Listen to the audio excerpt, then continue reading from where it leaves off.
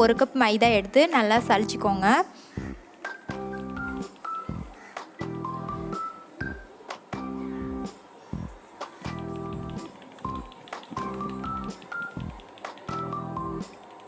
இந்த மாதிரி நல்லா சலிச்சுக்கோங்க. பாருங்க,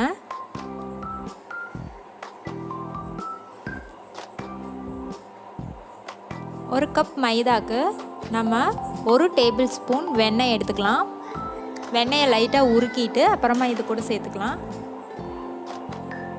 வெண்ணெய் உருக்கட்டும். 1 பிஞ்ச் அளவுக்கு உப்பு சேர்த்துக்கோங்க. 1 ஸ்பூன் அளவுக்கு சர்க்கரை சேர்த்துக்கோங்க. இதை நல்லா கலக்கி விடுங்க. இப்போ நம்ம 1/2 கப் தண்ணி ஊற்றிக்கிறோம்.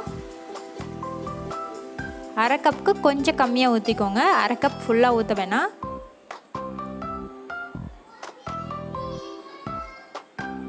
நல்லா மாவை பிசைஞ்சுக்குங்க. நம்ம ரொட்டிக்கு எப்படி பிணைவோமோ அதே மாதிரியே மாவை பிசைஞ்சுக்கோங்க.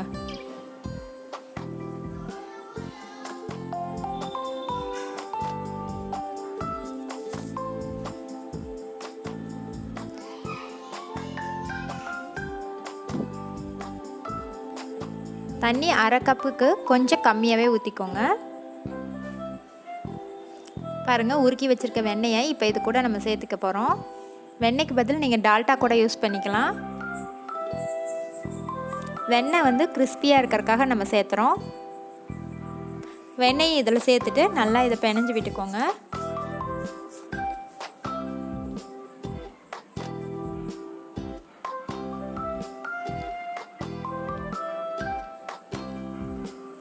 இந்த ரெசிபிக்கு வேறு எதுவுமே தேவையில்லை. மைதா மாவும் வெண்ணெயும் மட்டும் இருந்தால் போதும். பாருங்கள், ஒரு 1/4 மணி நேரம் அந்த மாவை ஊற வச்சுட்டு இப்போ நம்ம இந்த மாதிரி பால் எடுத்துகிட்டு இதை நம்ம உருட்டுறோம்.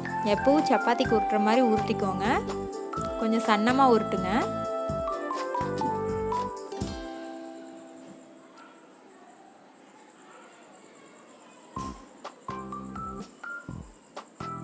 பாருங்கள், நல்லா உருட்டிக்கோங்க சன்னமாக. இப்போ சன்னமாக உருட்டியாச்சு. இப்போ இதை நம்ம ஸ்கொயர் ஷேப்பில் கட் பண்ண போகிறோம். சைடில் இருக்கிறத எடுத்துக்கோங்க. ஸ்கொயர் ஷேப்பில் இதை எல்லாத்தையும் நம்ம இப்போ கட் பண்ணிக்கலாம். ஒரு நைஃபை வச்சு இந்த மாதிரி ஸ்கொயர் ஷேப்பில் கட் பண்ணிக்கோங்க.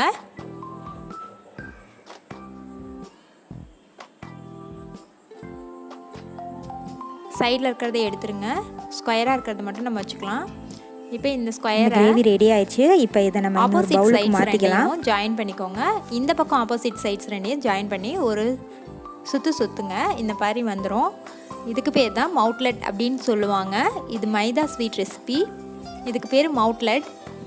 பாருங்கள், ஆப்போசிட் சைட்ஸ் ரெண்டையும் ஜாயின் பண்ணி ஒரு திருகிக்கோங்க. அவ்வளோதான், நம்மளோட மவுட்லெட் ரெடி ஆயிரும். எல்லாத்தையும் அந்த மாதிரி செஞ்சு வச்சுக்கோங்க. நல்லா புரியும்னு நினைக்கிறேன். 2 ஆப்போசிட் சைட்ஸையும் ஜாயின் பண்ணிக்கோங்க. ஒரு திருவிக்கோங்க. மாவு எவ்வளோ சன்னமாக உருட்டியிருக்கோம் பாருங்கள். அவ்வளோதான். பாருங்கள், இது ஒரு டிசைனாக வரும். இது எல்லாத்தையும் நம்ம இந்த மாதிரி செஞ்சு வச்சுக்கலாம். ஒரு பிளேட்டில் கொஞ்சம் மைதா மாவு தூவிட்டு அப்புறமா நம்ம செய்கிறத அதில் போட்டு வச்சுக்கலாம். அப்போ தான் ஒன்றோட ஒன்று ஒட்டாமல் வரும். பாருங்கள், இந்த மாதிரி மைதா மாவு தடவின பிளேட்டில் நம்ம இதை போட்டு வச்சுருக்கோம். இப்போ எல்லாத்தையும் நம்ம இந்த மாதிரி செஞ்சு வச்சுட்டு இப்போ எண்ணெயை காய வச்சு அதில் பொரிச்சு எடுக்கணும். அதுக்கு முன்னாடி ஒரு 1/2 கப் அளவுக்கு சுகர் எடுத்து அரைச்சி வச்சுக்கலாம் பவுட்ரு பண்ணி. எண்ணெய் காஞ்சிருச்சு. இப்போ நம்ம இந்த மாதிரி மவுட்லெட் செஞ்சு வச்சுருக்கோம் இல்லையா, அதை இதில் போட்டு பொரிச்சு எடுக்க போகிறோம். மொல்லமாக எடுங்க. எண்ணெய் நல்லா காஞ்சதும் நீங்கள் போடுங்க. போட்ட உடனே கொஞ்சம் அடுப்பை மீடியம் ஃப்ளேமில் வச்சுக்கோங்க. ரொம்ப ஹை ஃப்ளேமில் வச்சிங்கன்னா சீக்கிரமாக கோல்டன் ப்ரௌன் ஆயிரும், ஆனால் உள்ளே வேகாது. மீடியம் ஃப்ளேமில் வச்சு நல்லா மொறுமொறுன்னு பொரிச்சிடுங்க. நல்லா கிறிஸ்பி ஆகும். திக் கோல்டன் ப்ரௌன் ஆகிற வரைக்கும் நீங்கள் இதை நல்லா பொரிச்சு எடுத்துக்கோங்க.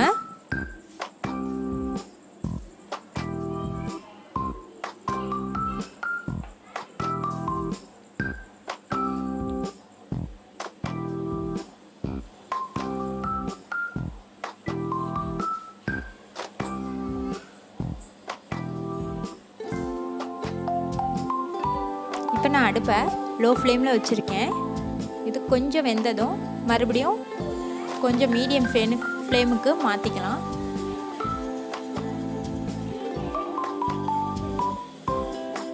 நல்லா கிறிஸ்பி ஆகணும், அதுதான் இதில் முக்கியமான ஒன்று. நல்லா பொரிப்படணும், ஃபுல்லாக கோல்டன் ப்ரௌன் ஆகணும், டார்க் கோல்டன் ப்ரௌன் ஆகணும். பாருங்கள், இப்போ கோல்டன் ப்ரௌன் ஆயிடுச்சு. இதெல்லாம் நல்லா கிறிஸ்பியாக வெந்துடுச்சு. இப்போ இதை நம்ம எடுத்துக்கலாம். இதை நம்ம ஒரு பிளேட்டுக்கு மாற்றிடலாம்.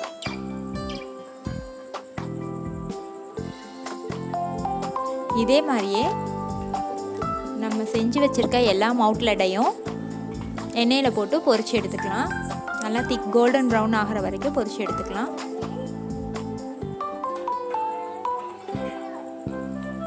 பொரிச்சதுக்கப்புறம் ஒரு 5 நிமிஷம் வெயிட் பண்ணலாம். அது சூடு லைட்டாக ஆறட்டும்.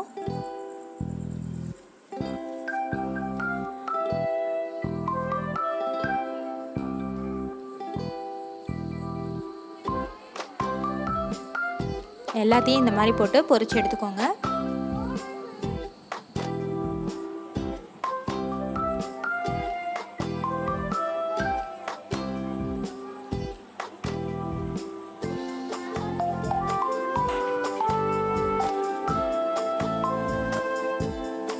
பாருங்கள், எல்லாத்தையும் நம்ம பொரிச்சு எடுத்தாச்சு. 5 நிமிஷம் ஆறிடுச்சு. இப்போ நம்ம இந்த அரைச்சி வச்சுருக்க பவுடர் சுகரை இது கூட சேர்த்துக்கலாம். இந்த மாதிரி தூவி விட்டுக்குங்க.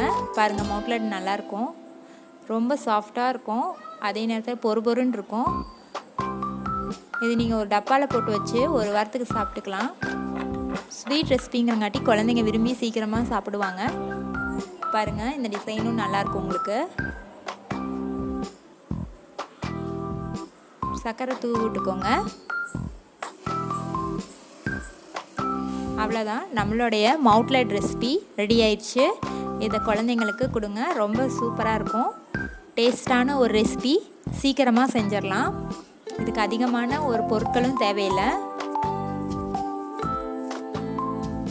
பாருங்கள், நீங்களும் உங்கள் வீட்டில் இந்த மைதா ரெசிபியை செஞ்சு பாருங்கள். உங்கள் கமெண்ட்ஸை கீழே கமெண்ட்டில் கொடுங்க. என்ன ஃப்ரெண்ட்ஸ், இந்த வீடியோ உங்களுக்கு பிடிச்சிருக்குன்னு நினைக்கிறேன். உங்களுக்கு பிடிச்சிருந்துச்சுன்னா இதை லைக் போடுங்க, ஷேர் பண்ணுங்கள். இன்னும் நம்ம சேனலை சப்ஸ்கிரைப் பண்ணாதவங்க சப்ஸ்கிரைப் பண்ணுங்கள். கூடவே பக்கத்தில் இருக்க பெல் ஐக்கானை கிளிக் பண்ணுங்கள். தேங்க்ஸ் ஃபார் வாட்சிங்.